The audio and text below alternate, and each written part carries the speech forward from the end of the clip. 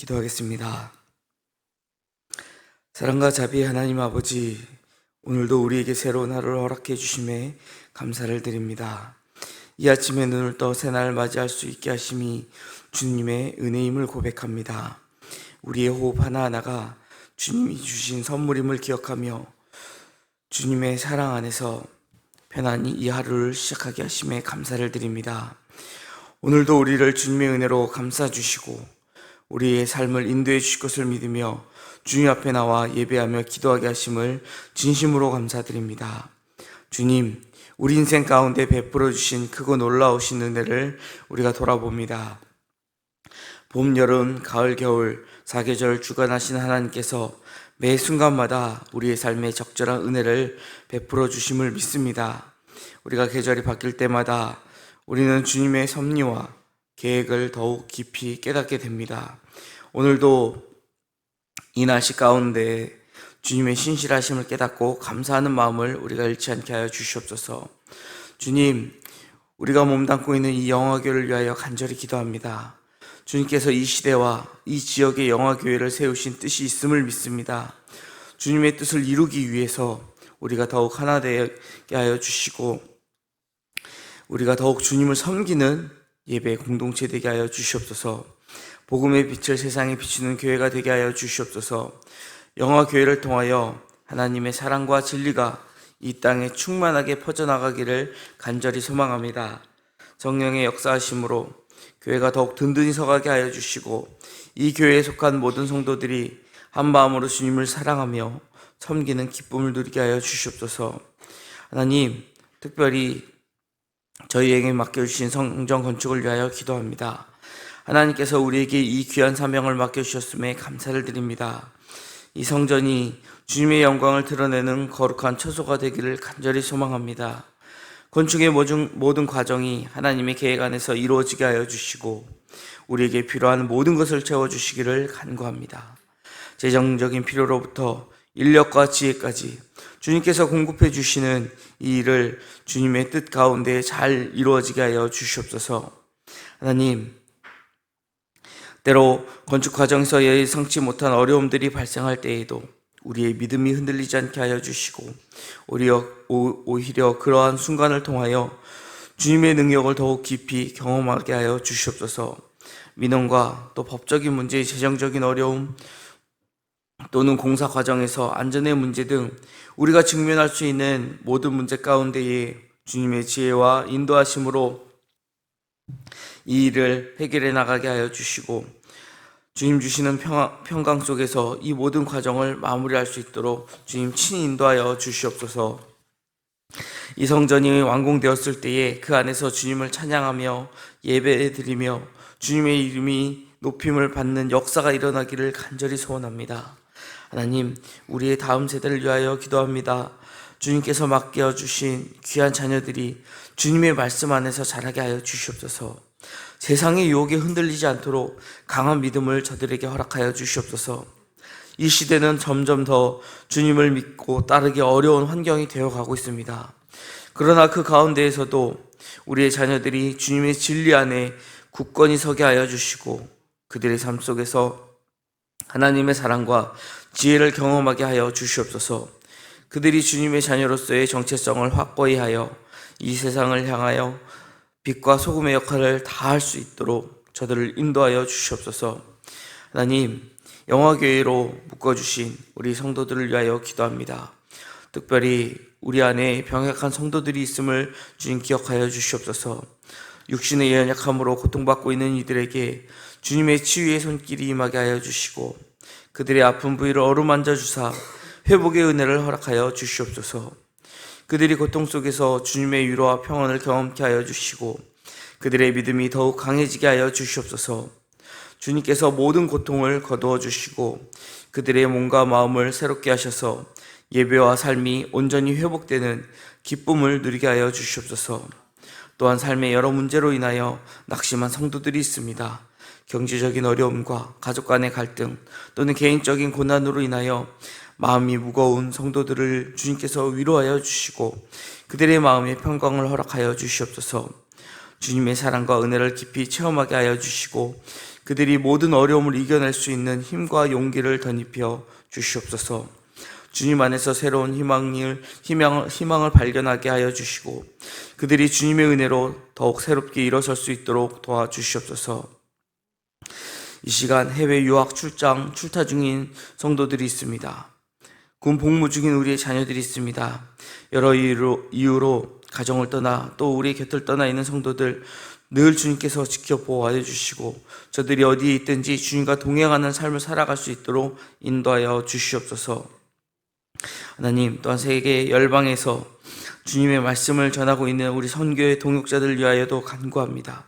전쟁과 재난 속에서 고통받는 이들에게 주님의 평강이 임하게 하여 주시고 그곳에서 복음을 전하는 선교사들의 사역 가운데에 주님의 기름 부으심이 가득 차고 넘치게 하여 주시옵소서.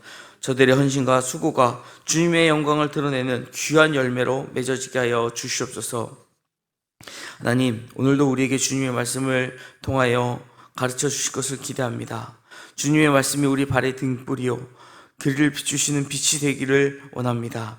우리가 주님의 말씀을 통해 우리의 삶의 방향을 분명히 알게 하여 주시고 그 길을 따라 걸어갈 수 있도록 인도하여 주시옵소서. 주님의 말씀이 우리 심령 가운데 깊이 새겨져 우리의 생각과 행동이 주님의 뜻에 따라 변화되기를 간절히 소망합니다. 혹 우리가 주님의 뜻을 벗어나는 길을 가고 있다면 주님의 말씀을 통하여 올바른 길로 돌아오는 은혜를 허락하여 주시옵소서.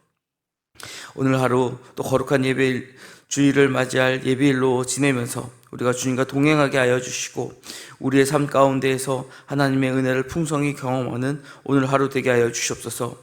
이 시간도 주님께서 함께 하여 주심을 믿으며 예수 그리스도 이름으로 간절히 기도드립니다. 아멘.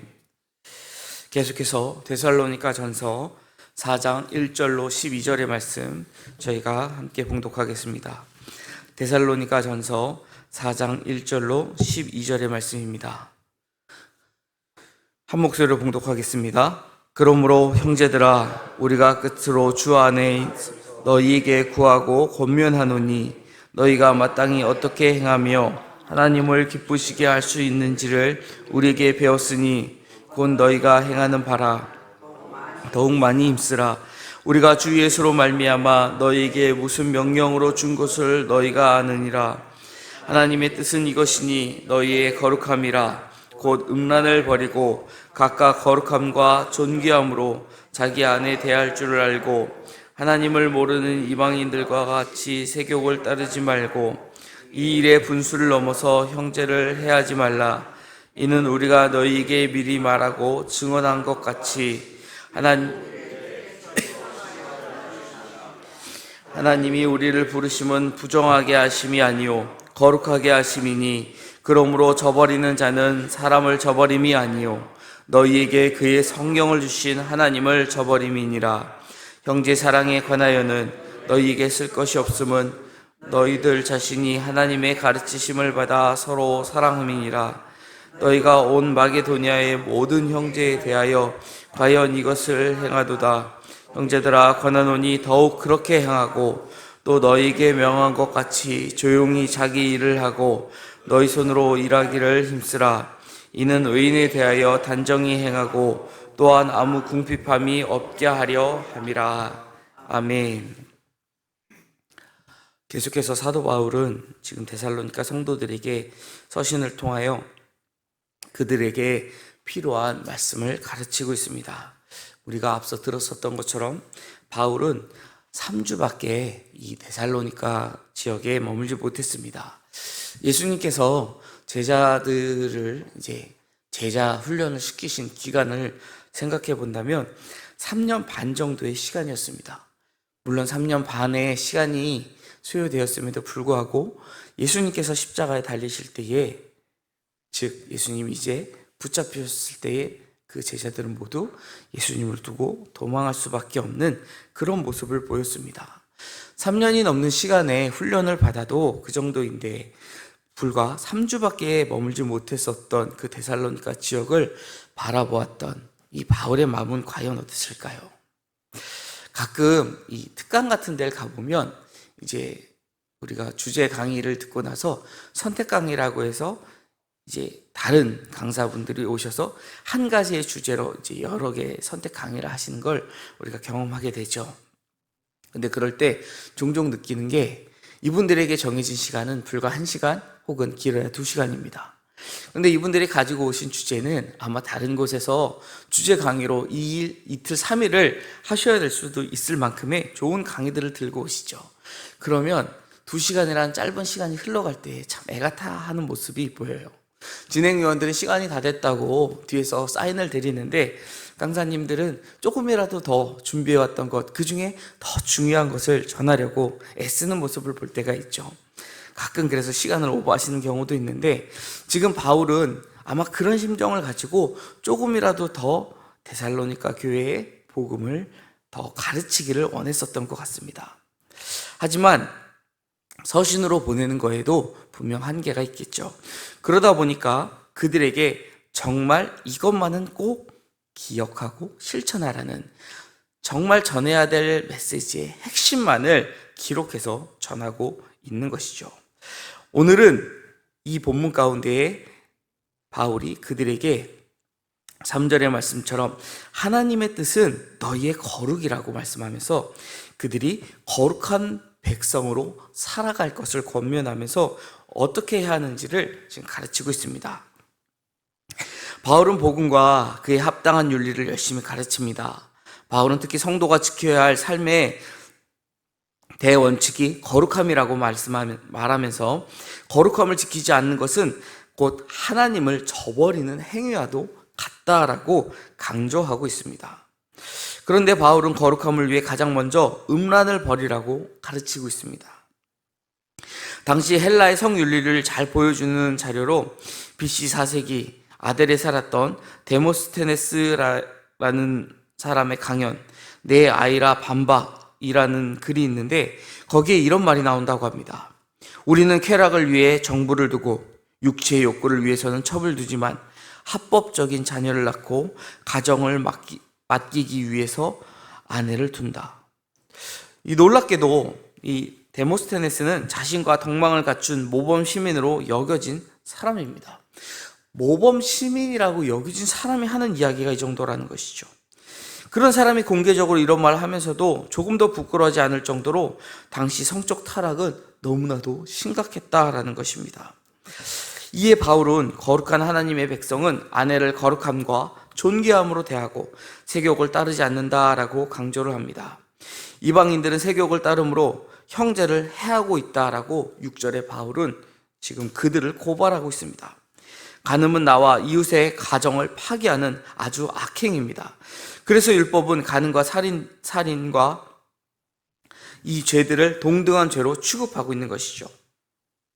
또한 이 음란이라고 하는 죄가 우상 섬기는 것과 아주 밀접한 연관이 있었기 때문에 더더욱 하나님께서는 그것을 가증히 여기셨습니다.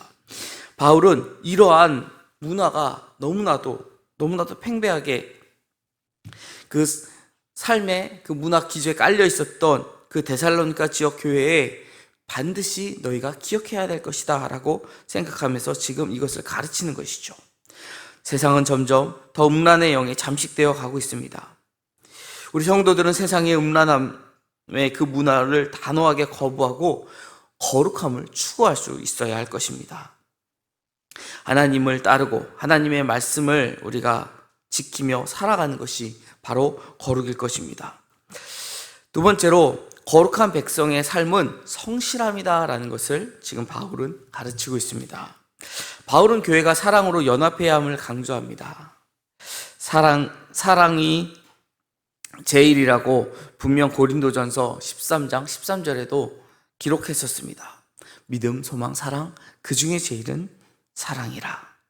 그런데 디모데가 전해온 소식에 의하면 데살로니가 교회는 마게도냐의 모든 형제에 대하여 사랑을 실천하고 있었기에 바울은 덧붙여 가르칠 것이 없다라고 이야기합니다.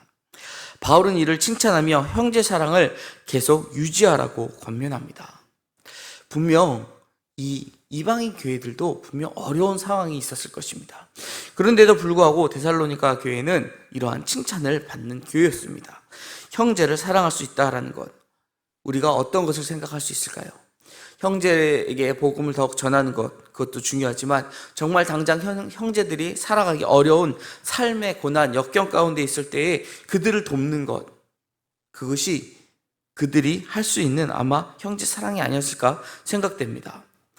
그리고 이 어려움은 한순간에 또 한 번의 도움으로 일회성으로 해결될 문제가 아니었기 때문에 바울은 계속해서 그들을 칭찬하면서 형제 사랑을 계속하라고 권면하는 것입니다. 그리고 생계를 위한 일이나 집안일을 열심히 하라라고 11절에 가르칩니다. 우리가 보기에는 당연한 것이 아닌가라고 생각될 수 있죠. 누구나가 삶을 영위하기 위해서 생계를 유지해야 합니다. 그러기 위해선 주어진 일을 열심히 해야 되고 또한 우리의 가정을 잘 돌보아야 하겠죠. 그런데 굳이 지금 바울은 이 일을 권면하고 있습니다. 이는 자기 일이나 집안일을 성실히 하는 것이 사랑의 실천이고 거룩한 삶이라는 뜻으로 해석되기 때문에 그렇습니다. 바울은 성도들이 외인에 대하여 단정히, 즉 다른 사람들이 보기에 누처하거나 게을러 보이지 않아야 하고 삶에 궁핍함이 없도록 노력해야 한다라고 가르치고 있는 것입니다. 이는 신앙생활을 한다, 교회를 섬긴다는 이유로 직장이나 가정에서 또 기타 사회적인 관계 가운데에 맡은 일을 소홀히 해서는 안 된다, 그런 일이 있어서는 안 될 것이다 라고 말씀하고 있는 것이죠. 물론 경우에 따라서 조금 특별한 상황 가운데에서는 우리가 우리의 신앙을 지키기 위해서 궁핍한 삶도 감내해야 할 수 있을 수 있습니다. 물론 그런 상황을 우리가 만날 수도 있기 때문에 꼭 그런 상황에 대해서 그 사람이 게으르다라고 우리가 그 사람을 책망할 수는 없겠지만, 교회를 섬기기 위해 직업을 버리고 가정의 생계 문제를 도외시하는 것은 결코 거룩한 삶이 아니라는 것이죠. 신앙생활을 하는 것이 결코 쉬운 것이 아니다라고 그렇게 말씀을 합니다. 학창시절에도 가르쳐 주셨던 이제 부서 목사님께서 그런 말씀을 고등부 때 들었던 기억이 납니다. 다른 친구들은 대학 입시를 위해서 열심히 공부를 한다. 그렇지만 그렇다고 해서 우리가 신앙생활을 게을리해서는 안 된다. 그런데 주의해야 될 것은 내가 신앙생활을 해야 되기 때문에 공부를 게을리해서도 안 된다. 신앙생활을 한다라는 것, 신앙인으로 살아간다라는 것은 남들보다 편안한 삶을 사는 것이 아니라 남들보다 더 힘들고 어려운 삶을 사는 것일 수도 있다. 남들보다 더 일찍 일어나서 하나님의 말씀을 읽고 기도로 하루를 준비하고 하나님 주신 지혜로 공부를 해라. 그것이 너희에게 하나님이 원하시는 것일 것이다. 그런 말씀을 하셨어요. 신앙인들에게 우리가 하나님을 믿기 때문에, 교회를 다니기 때문에 교회의 많은 행사들, 우리가 신앙생활에 필요한 행사들에 참여하기 때문에 내 삶의 시간이 그만큼 할애됐으니까 내가 이만큼은 더 하지 않겠다라고 생각하는 것, 거룩한 삶이 아니라는 것이죠. 우리가 직장에서 또는 가정에서 우리에게 맡겨주신 그 일에 최선을 다해 그 일을 감당한다면 그로 인해 자신과 다른 사람들이 유익을 얻게 된다는 것입니다. 우리가 예수 그리스도를 믿고 예수 그리스도로 말미암아 거듭난 삶을 사는 참된 그리스도인의 삶을 살아간다라는 것은 우리가 세상의 빛과 소금의 존재로 살아가는 것 아니겠습니까? 우리가 예수 그리스도로 인하여 다른 사람들에게 이렇게 유익을 끼치는 삶을 살아가는 것이 정말 예수님의 제자로 살아가는 것입니다. 가정에서, 직장에서 맡은 일을 성실히 감당하는 것, 그것은 우리 주위에 하나님 허락하신 우리와 함께하는 사람들을 사랑하며 이웃사랑을 실천하며 살아가는 것입니다. 교회는 거룩한 공동체입니다.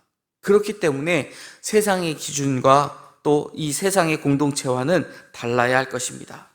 세상의 악한 문화와는 단절해야 될 것이고, 그렇다고 세상의 모든 일과 담을 쌓아버리고 교회만 섬기는 삶의 신앙을 살아가 버린다라고 한다면 그것은 또한 주님이 원하시는 바도 아닐 것이고 잘못된 것일 것입니다. 우리는 세상 안에 있지만 구별된 존재로 살아가는 자들입니다. 세상 속에서 세상에 속하지 않은 자로서 살아가도록 부르심 받은 하나님 나라의 백성이죠. 세상의 악한 문화와 단호하게 절연하면서도 사람들을 사랑하고 섬기기 위해 우리는 오늘 하루도 최선을 다하며 살아가는 하나님의 거룩한 성도가 되기를 주님의 이름으로 간절히 축원드립니다. 기도하겠습니다. 사랑의 하나님 아버지, 감사합니다. 하나님께서 우리를 하나님의 거룩한 백성으로 불러주셨습니다. 하나님, 우리가 이 땅을 살아갈 때에 주님께서 가르쳐 주신 가장 큰 원칙, 하나님을 사랑하고 이웃을 사랑하는 거룩한 삶을 살아가기 원합니다. 하나님, 우리가 더욱더 하나님을 사랑할 수 있도록 우리가 말씀으로 무장하게 하여 주시옵소서. 이 말씀을 늘 마음판에 새기며 그 말씀에 준행하며 살아갈 때에 우리가 하나님께 영광 올려드릴 것을 믿습니다. 하나님, 우리가 이 말씀대로 살아갈 수 있도록 늘 인도하여 주시옵소서. 또한 내 이웃을 내 몸과 같이 사랑하며 살아가기를 원합니다. 하나님, 우리가 우리 주변 사람들을 사랑할 수 있도록 우리 삶 가운데에 우리 자신에게 주어진 이 삶에 최선을 다함으로, 우리에게 맡겨주신 일을 최선을 다해 잘 감당함으로 다른 사람들에게 유익을 전하며 또 사랑을 전하며 살아가는 주의 거룩한 백성 되게 하여 주시옵소서. 감사드리며 예수 그리스도 이름으로 기도드립니다. 아멘.